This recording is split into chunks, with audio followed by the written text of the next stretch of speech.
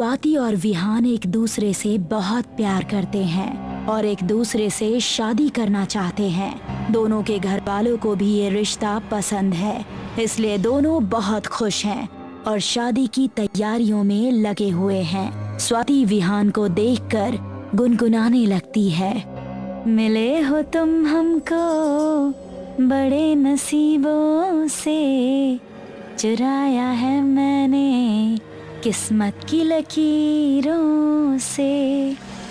तुम मिले दिल खिले और जीने को क्या चाहिए। मुझे तो लगता है भगवान ने हम दोनों को एक दूसरे के लिए ही बनाया है। मुझे भी यही लगता है, पर क्या हम दोनों शादी करने से पहले एक दूसरे को जानने के लिए 1 महीना साथ में रहें? हाँ, ये ठीक रहेगा।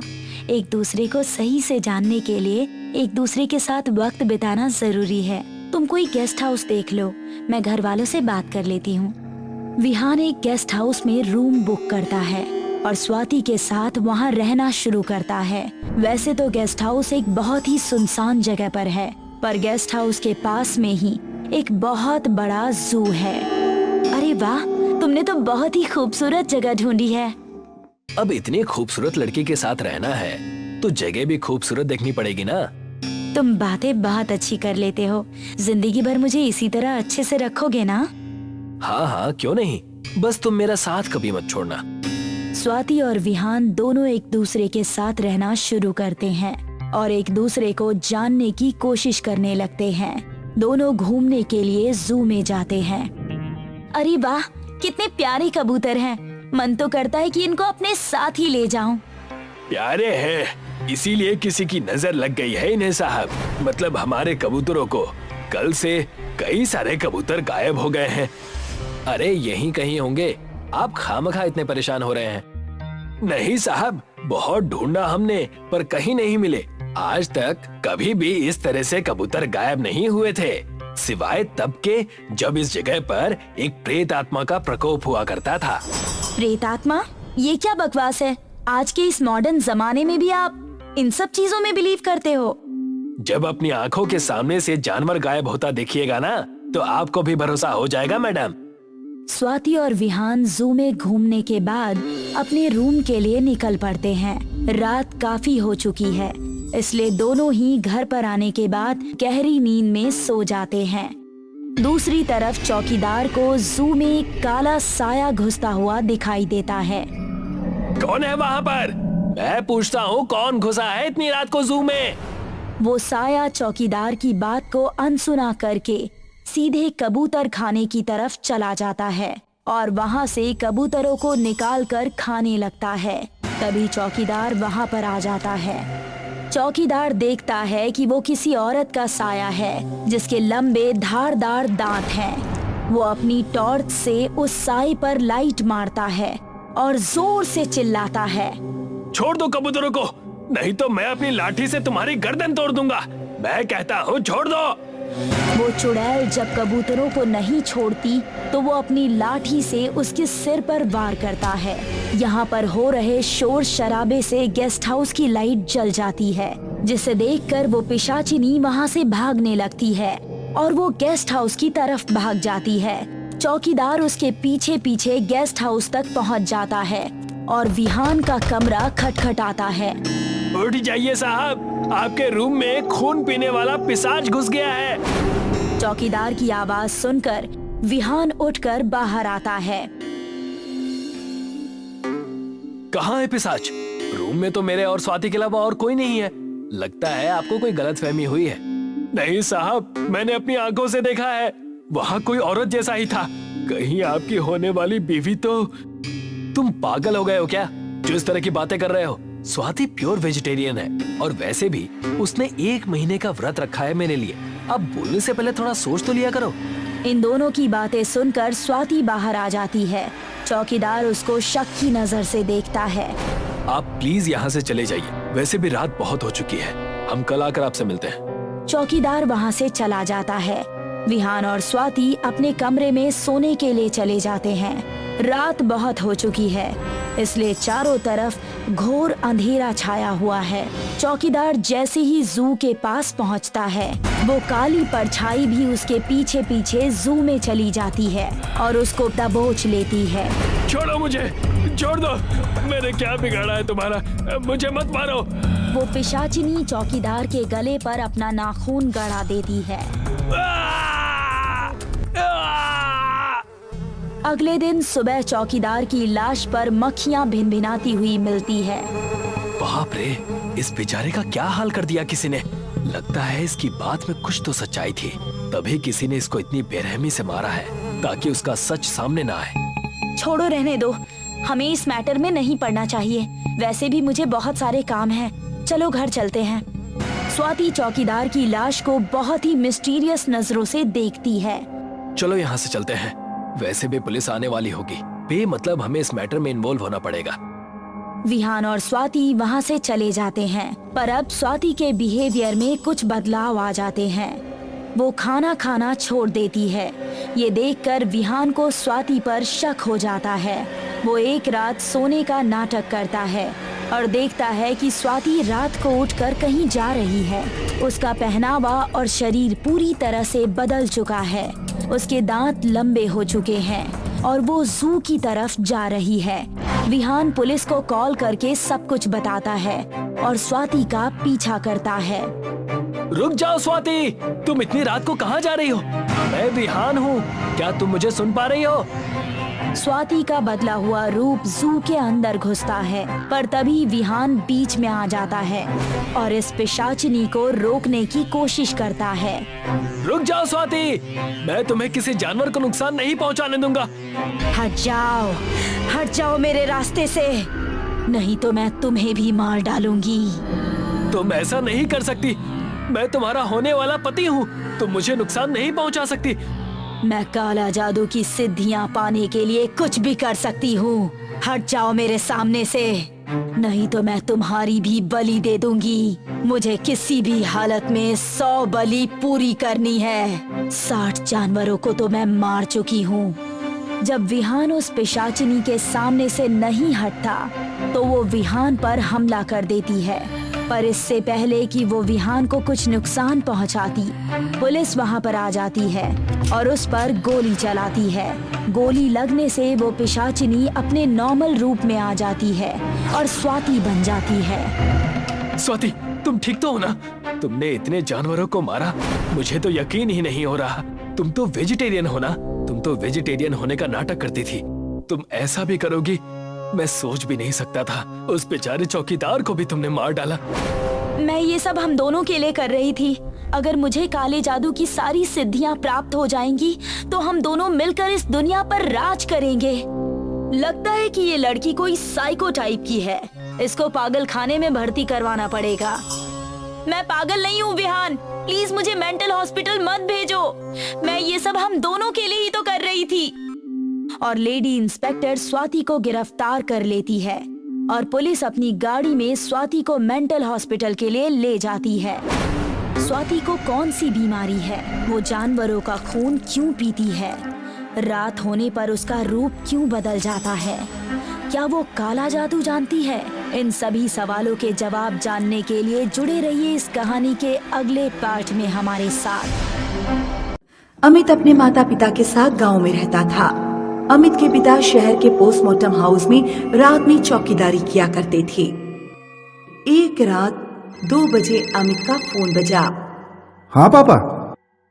बेटा तू जल्दी मोटरसाइकिल से पोस्टमार्टम हाउस आजा, बहुत अजीब चीजें हो रही हैं, मुर्दे जिंदा हो गए हैं। हाँ आजा बेटा आजा। Hello hello hello. क्या हुआ बेटा? माँ, पोस्टमार्टम हाउस में जरूर पिताजी के साथ कुछ हुआ है, मैं वहीं जा रहा हूँ। बेटा अपना ख्याल रखना। अमित जब पोस्टमार्टम हाउस पहुंचता है तो देखता है कि गेट पर उसके पिता की लाश पड़ी हुई है।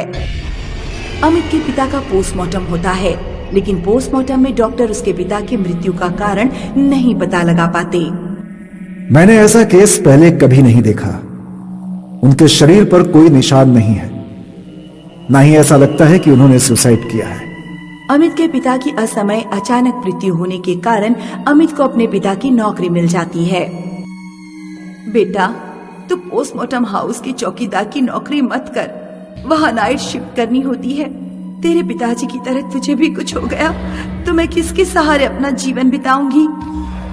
डॉक्टर और पुलिस पिताजी की मौत का कारण पता नहीं लगा पाए। मैं वहां नौकरी करूंगा और पता लगा कर रहूंगा कि पिताजी की मौत कैसे हुई। अमित अपने पिता की तरह रात में पोस्टमार्टम हाउस में चौकीदारी करने लगा। अमित अक्सर देखता कि रात में 2 डॉक्टर ऑपरेशन रूम में पिए हुए बाहर निकलते। वे अक्सर अमित को शराब पीने के लिए अंदर बुलाते थे। अरे चौकीदार भाई साहब, कभी कभी तुम हमारे साथ भी 2-4 पैग लगा लिया करो। नहीं सर, मैं शराब नहीं पीता। कभी कभी डॉक्टरों के साथ एक बाबा भी आता था। एक दिन अमित ने दरवाजे पर कान लगाकर ऑपरेशन रूम के अंदर की आवाजें सुनने की कोशिश की। बाबा, उन औरतों की आत्माओं का आपने ठीक से पोस्टमार्टम तो कर दिया?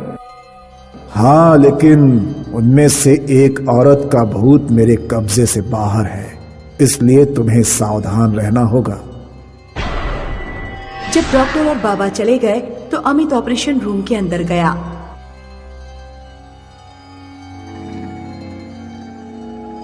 एक भूतनी अमित की पीठ पर लग गई और उसका गला घोटने लगी। जिंदा नहीं छोड़ूंगी कमीने, तुझे नहीं छोड़ूंगी। अमित किसी तरह पास की अलमारी पर रखी मिट्टी के तेल की बोतल उठाता है और अपनी पीठ पर लदी भूतनी पर मिट्टी का तेल लौट देता है।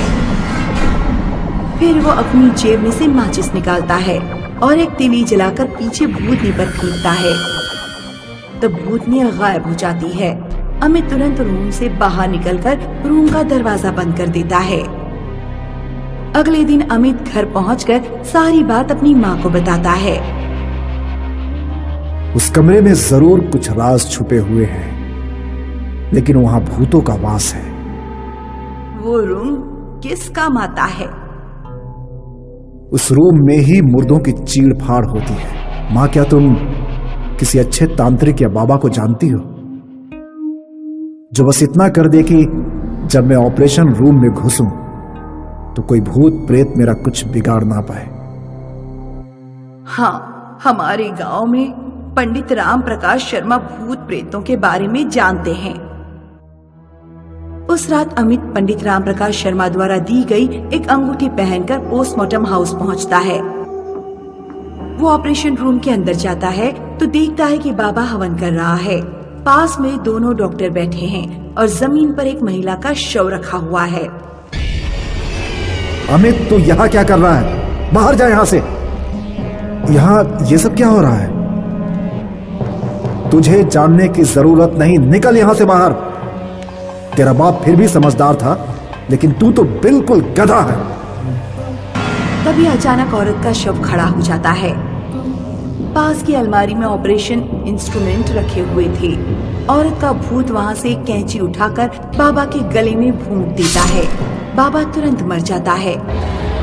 दोनों डॉक्टर कमरे से बाहर भागते हैं, लेकिन दरवाजे बंद हो जाते हैं। कहाँ भागोगे कमीनों? औरत का भूत दोनों डॉक्टरों का गला पकड़ लेता है और गला घोंटकर दोनों को मार देता है। औरत की आत्मा फिर अमित पर हमला करने की कोशिश करती है, लेकिन अपनी अंगूठी के कारण अमित बच जाता है। तुम कौन हो और इन डॉक्टर को तुमने क्यों मार दिया? ये डॉक्टर नहीं, राक्षस थे। पोस्टमार्टम के लिए औरतों के शव को लाते थे और उनके साथ गलत काम करते थे। और वो बाबा? डॉक्टर जिन औरतों के शवों के साथ गलत काम करते थे, बाबा उन औरतों की आत्माओं का पोस्टमार्टम करता था। आत्माओं का पोस्टमार्टम? हाँ, वो बाबा उन औरतों की आत्माओं को जल्द से जल्द अगला जन्म दिलाने की कोशिश करता था, ताकि वे आत्माएं भूत बनी रहकर डॉक्टरों को परेशान न करें। मेरा इन सब गलत कामों से कोई लेना देना नहीं है। मैं अपने पापा की जगह नौकरी करने आया हूँ। लेकिन तेरे बाप का था, वो भी इन डॉक्टरों के साथ मिला हुआ था। आत्मा अमित को छोड़ देती है। अमित घर जाकर सारी बातें अपनी माँ को बताता है। किसी ने ठीक ही कहा है बेटा, सबको अपनी करनी का फल भुगतना पड़ता है। तेरे पिता ने गलत काम किया, लगता है इसीलिए तेरे पिता की इस तरह मृत्यु हुई। ये साइंटिस्ट रमन है जो आज दुनिया के सामने एक बहुत बड़ी महामारी की मेडिसिन की घोषणा करने वाले हैं। लेकिन एक भूतिया साया इनका पीछा कर रहा है। पिछली रात से इनके साथ अजीबोगरीब चीजें हो रही हैं। ये सोए तो अपने बिस्तर पर थे, लेकिन इनकी आंख कुएं में खुली। लोगों ने इनकी जान तो बचा ली, लेकिन कोई तो है जो इनका पीछा कर रहा है। तो सर, हमें बताइए कि आपको कैसा लग रहा है इतनी बड़ी इन्वेंशन करके? ये मेडिसिन दुनिया का सबसे बड़ा इन्वेंशन है। मैं बहुत खुश हूँ। बहुत मेहनत की है मैंने। साइंटिस्ट रमन बोल रहे थे कि कोई साया उनके आसपास मंडराने लगा। वो डर गए। उस साये ने सामने रखे हुए पानी के ग्लास को उठाकर साइंटिस्ट के मुंह पर फेंक दिया। सभी लोग दंग रह गए। ये सब लाइव टीवी पर दिख रहा था। कौन है? कौन है यहाँ? सिक्योरिटी! जैसे ही सिक्योरिटी स्टेज पर आ रही थी, उस भूत ने सिक्योरिटी को हवा में उड़ाकर पटक दिया। साइंटिस्ट रमन बहुत डर गए और रिपोर्टर भी डरी हुई थी कि तभी सबके सामने साइंटिस्ट विक्रम का भूत दिखने लगा। ये सब लाइव टीवी पर दिख रहा था। साइंटिस्ट रमन भागने की कोशिश कर रहे थे कि साइंटिस्ट विक्रम के भूत ने उन्हें कुर्सी से बांध दिया। ये दवा रमन ने नहीं, मैंने बनाई है। इस धोखेबाज रमन ने मेरा खून कर दिया। खून? हाँ, खून। मैं और रमन एक साथ एक ही लैब में कई सालों से काम कर रहे थे। इस साल की शुरुआत में महामारी फैलने लगी। यार, इस महामारी से दुनिया को बचाना ही होगा। दुनिया भर के सारे साइंटिस्ट इस महामारी की ही दवा खोजने में लगे। कोई ना कोई जरूर बनाएगा। हमें भी कोशिश करनी चाहिए। ना बाबा ना, तू ही कोशिश कर। मेरे पास और भी बहुत काम है। मैं अकेला इस महामारी के ऊपर रिसर्च करने लगा। 1 महीने बाद मुझे इस महामारी के कीटाणु का कंपोजिशन समझ में आ गया। रमन, देख, मुझे इसका कंपोजिशन मिल गया। अब मैं जल्द ही इसकी मेडिसिन बना लूंगा। अरे वाह, फिर तो हम बहुत अमीर हो जाएंगे। ये मेडिसिन किसी बड़ी कंपनी को बेचकर हम दुनिया के सबसे अमीर साइंटिस्ट बन जाएंगे। नहीं यार, ये हम गवर्नमेंट को देंगे। वो क्यों? किसी बड़ी कंपनी को बेचेंगे तो उस दवा की कीमत बहुत ज्यादा होगी और आम लोग इसे नहीं खरीद पाएंगे। गवर्नमेंट को बेचेंगे तो हर एक गरीब तक ये पहुंच जाएगी, पर गवर्नमेंट हमें इससे अच्छे दाम नहीं देगी। मुझे इस दवा से अमीर नहीं बनना, पर उन लाखों गरीबों की दुआ जरूर चाहिए। मैं बहुत खुश था कि मैं मेडिसिन बनाने के बहुत नजदीक था, लेकिन मुझे क्या पता था, जिसे मैंने दोस्त समझा था, वो मेरे पीछे षड्यंत्र रच रहा है। रमन ने एक बड़ी कंपनी से हाथ मिला लिया था। उसे बहुत सारे पैसे मिलने वाले थे। तब से रमन मेरी हर हरकत पर नजर रखने लगा। वो अक्सर मेरी टेबल पर ताक झांक किया करता था। क्या ढूंढ रहे हो? कुछ नहीं, बस यहाँ कुछ गिरने की आवाज आई थी तो देखने चला आया कि कहीं कुछ टूटा तो नहीं। यहाँ तो कुछ गिरा नहीं है, शायद कहीं और से आवाज आई हो। हाँ, हो सकता है। मैं अपने काम में जुटा रहा। और लगभग 15 दिन बाद मैंने वो मेडिसिन बना ही ली। Yes, I did it. I knew I would do it. क्या हुआ? आखिर मैंने वो मेडिसिन बना ही ली। फाइनली मैं अभी जाकर न्यूज में ये अनाउंस करता हूँ। रुक जाओ, थोड़ा आराम से। ये इस सदी का सबसे बड़ा इन्वेंशन है। इसके अनाउंसमेंट के लिए बहुत सारी तैयारियां करनी होंगी। कैसी तैयारियां? गवर्नमेंट को इन्फॉर्म करना होगा, न्यूज वालों को भी पहले से इन्फॉर्म करना होगा। तो रुक, मैं सबसे बात करके आता हूँ, फिर मैं तेरे साथ चलता हूँ न्यूज चैनल के ऑफिस। ठीक है। रमन ने किसी से फोन पे बात की और फिर मेरे पास आया। हमें अभी गवर्नमेंट लैब इस मेडिसिन को ले जाना होगा। पर क्यों? उसका प्रोसेस है। चल लैब। मैं रमन के साथ उसकी कार में बैठ गया। रमन मुझे गवर्नमेंट लैब ले जाने के बदले किसी सुनसान फैक्ट्री में ले आया। ये कहाँ ले आया? अभी पता चल जाएगा। बाहर चल। मैं कार से उतरा और तुरंत 2 गुंडों ने मुझे पकड़ लिया। उनमें से एक गुंडे के हाथ में चाकू था। दोस्त ने मेरे गले पर घुमा दिया और मैं वहीं मर गया। उसके बाद इस हरामखोर ने उस कंपनी वाले को दवा का सारा फॉर्मूला दे दिया और बहुत सारे पैसे ले लिए। मैं चाहता तो कल रात ही इसे मार देता, लेकिन मैंने इसे मारा नहीं, क्योंकि मैं दुनिया को सच बताना चाहता था। ये धोखेबाज है। इसने इस दवा के लिए मेरा खून कर दिया, लेकिन अब मैं इसे नहीं छोड़ूंगा। और भूत ने रमन को गर्दन से उठा लिया। रमन छटपटाता रहा और तड़पते तड़पते रमन मर गया। साइंटिस्ट के भूत का बदला दुनिया भर ने लाइव टीवी पर देखा। अगले दिन न्यूज चैनल में यही न्यूज थी। उस कंपनी के मालिकों को पुलिस ने पकड़ लिया और एक प्रेस रिलीज में गवर्नमेंट के ऑफिशियल्स ने डिक्लेयर किया, ये मेडिसिन जो लेट साइंटिस्ट विक्रम ने बनाई है 100% इफेक्टिव है इस महामारी को दूर करने के लिए। We salute late scientist Vikram for his contribution towards this society.